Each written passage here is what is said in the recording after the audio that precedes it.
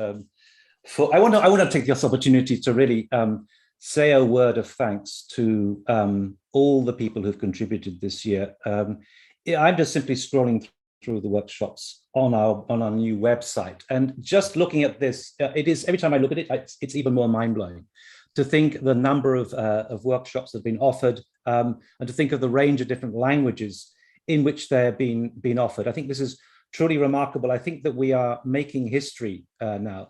Importantly, with Digital Futures, I think the key, in a sense, watershed moment was COVID, when Digital Futures mutated into an online platform, an online all-year platform. And that's an important, I think, development. Digital Futures is not something that is in any way territorialized. It doesn't belong to one particular language group or one particular sort of one particular time zone. Rather, it's it's an all-inclusive space of opportunity. It doesn't belong to one country or indeed to one city or indeed to one institution. Rather, it's a collective space of opportunity where we all contribute coming from our different institutions towards a global collective. And I think that's an important thing to stress. It remains a kind of independent organization.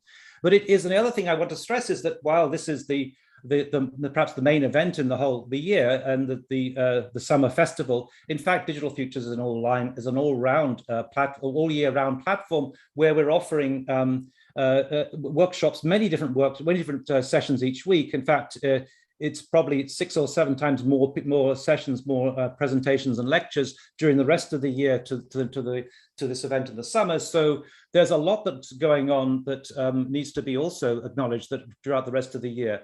And it's a shared platform. And I think importantly about that is it's a way that we discovered that actually we can not only break through the physical walls of the classroom by going online, but also we could break through the social, the economic, and so on barriers to bring educational ideas to everyone throughout the world, regardless of which country they belong to, which religion, which gender, what age they are, and importantly, what economic status. And I think that the fact that we are offering this for free is a remarkable thing. So I want to thank the individuals who have been teaching these workshops for their astonishing contributions. This is really an act of solidarity with the rest of the world. It's wonderful to see how everyone is sharing their love of architecture with other people around the world. I also want to take the opportunity to thank some of those who have been involved in this process. And there are,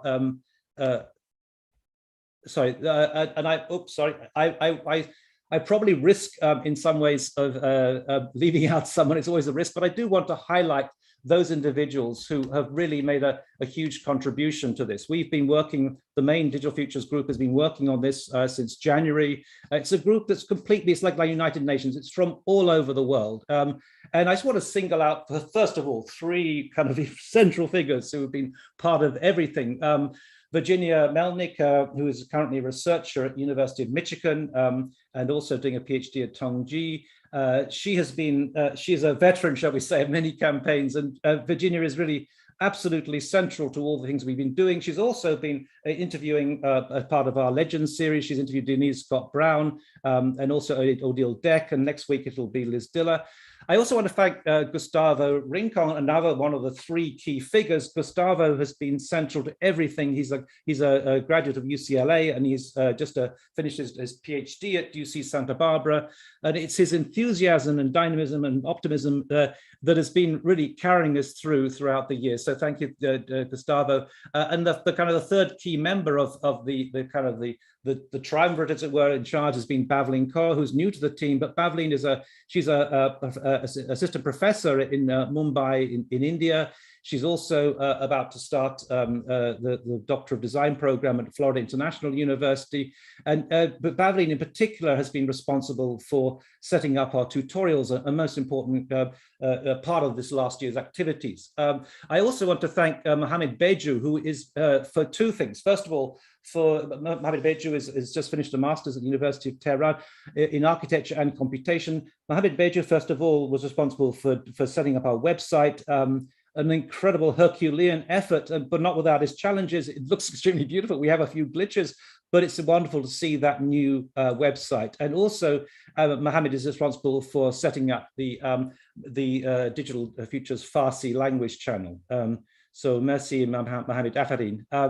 Next, I would like to thank Giovanna Pilaka, who was been also central to everything we've been doing. She's been looking after promotional material, and she has been responsible for two major things. One is setting up the Spanish language channel along with Alberto Fernandez, and also for designing and producing the very beautiful introductory jingle, as it were, that we've been using for various ceremonies and also for the Legends series.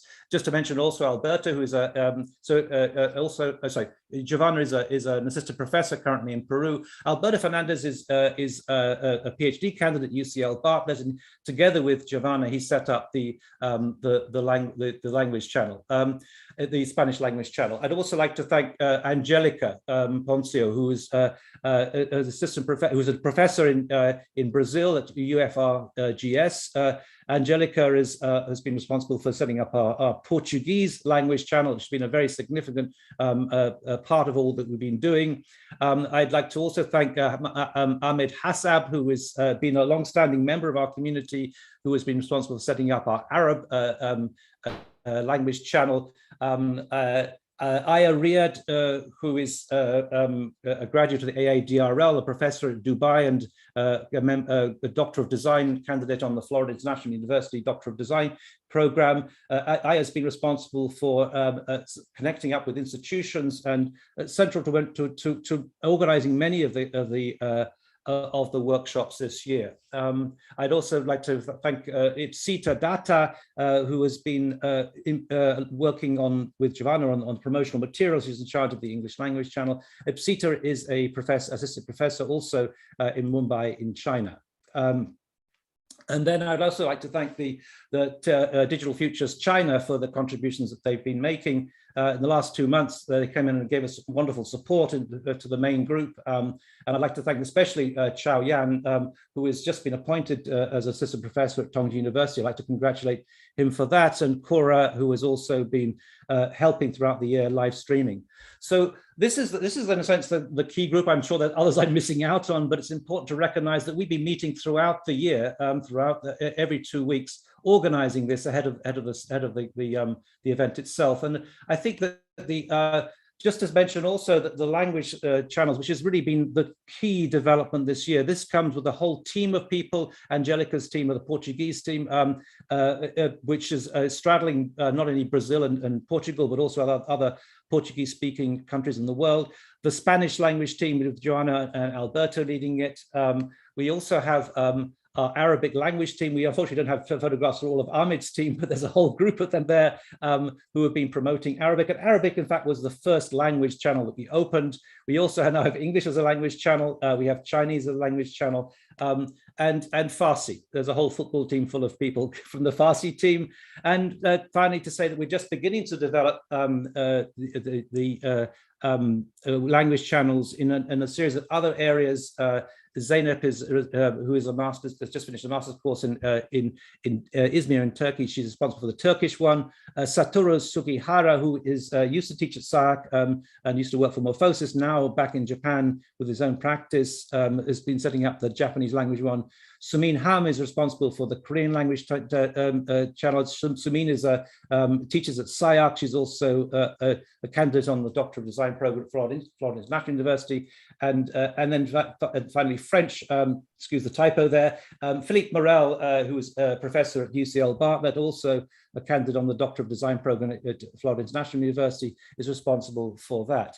In fact, we're planning to open up a series of other languages within this. This started off, in fact, it was Philip's suggestion that maybe we should have also, in addition to the kind of universal outlet, we should have more local sessions.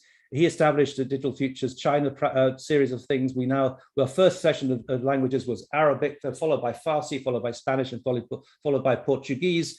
We now have these other 4 coming online, and we're talking about introducing a Bangla session as well. So that's been very significant. I just want to highlight to mind something which really exploits that whole, these different language groups, and that is to say the Legends series that I've been running along with the core team. And this has been taking place over this week. These have been, I suspect these are going to be the most popular of a lot. They've been astonishingly popular so far, really useful sessions. And the point about this is that we're going to be bringing these out in all 12 different languages. The whole idea is to be able to share this knowledge, to share this with everyone around the world. The point about the language sessions, about the legend session, is really to bring in key figures from around the world, key figures who are either Pritzker Prize winners or who have got very significant in their own right, who have become legends within the field. And the sessions are really about discussions with various individuals. This is Peter Eisenman,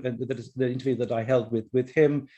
This was Odile Deck with an interview that was conducted by Virginia Melnick. She's also interviewed Denise Scott Brown. And then this is yesterday's session with Wolf Pricks, which is I think going to prove to be one of the most popular of all. We are planning to continue these. Liz Diller, Peter Cook, Tom Main over the next few weeks. So we also want to bring them out in our different languages. So to have Alvaro Caesar interviewed in Portuguese, and then to share this around. We're planning to, BV Doshi will also be part of this. So this is a series which is going on beyond this particular summer festival to the broader discussion about what's happening throughout the year. Also, let me just want to thank those who've taken part in other events throughout the year. We introduced this year a number of new initiatives, including tutorials. Babbling has been looking after these incredibly well. And this is just a sample of some of them, but we're having 2 a month, and this is a very significant development so that our followers are gaining the skills that are necessary today. We've also had a series of, we called new hybridities, and I think it was based on this that we introduced the theme this year of hybrid intelligence. These were sessions looking at a particular sort of diaspora of different sort of language groups and bringing them together to share their experiences around the world. This has been, I think, one of the most important developments over the year. I also want to mention the Insider series. We kicked off with Akim Menges and Inside ICT Stuttgart, followed up by Inside MIT Media Lab and Inside ETH Zurich. And very significantly, these really was offered a kind of fly on the wall insight into some of the leading doctoral research centers around the world, and these have also proved to be extremely popular. I want to just also mention the Doctoral Consortium. This was an idea that I floated last year to Philip, and we had our first session last summer that was hosted by Tong Ji. We've also, during the course of the year, have a series that have been hosted by FIU.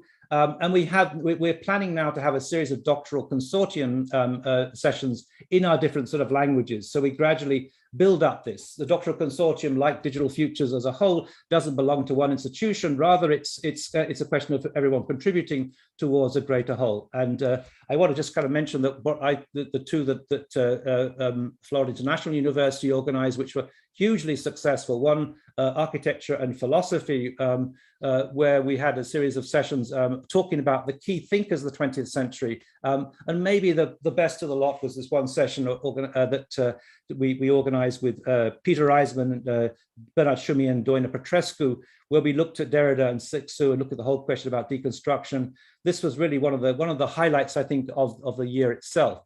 But perhaps even more successful in terms of followers, we've had something like 3,000 followers per session on average for this, which is really the most popular of all our Doctoral Consortium sessions, was the one on AI, neuroscience and architecture, which is, I think, really cutting new ground and opening up new debates. So I'm really grateful to all those who've been organizing, been part of this organization, who've helped to make this happen and really make this a very special year. I think this is a year when Digital Futures has come of age. It's become truly international, truly language-based, not at all based on any one particular university, but rather a sharing platform for everyone, which has been hugely significant. And maybe just also the thing that's also indicated that's been so important here within this has been the growth in terms of the viewers. We have had an astonishing growth. Last year we had the lecture by Slavoj Žižek got 6,000 or so views, but this year we're breaking new ground. This was the first session of our Arabic language one, and really it was so encouraging to see how many followers we have. We're 20,603 views, and it's going up by the day. we're absolutely breaking new ground in terms of numbers. The second most popular one was the session on by Joscha Bach as part of the Digital Futures FIU DDES collaboration for the Doctoral Consortium. Joscha Bach had over 20,000 views. So again, we're really, I feel, having an impact now. But maybe the one that most of all that we should be looking at is the clay 3D printing session, where we've had almost 64,000 views. So I just want to finish off by thanking all the workshop instructors for the incredible contribution you've made. Really, it's a very generous gesture to thank the team that's been working throughout the year, this completely international United Nations team, as it were, that's been working on it. And we look forward to seeing you again next year.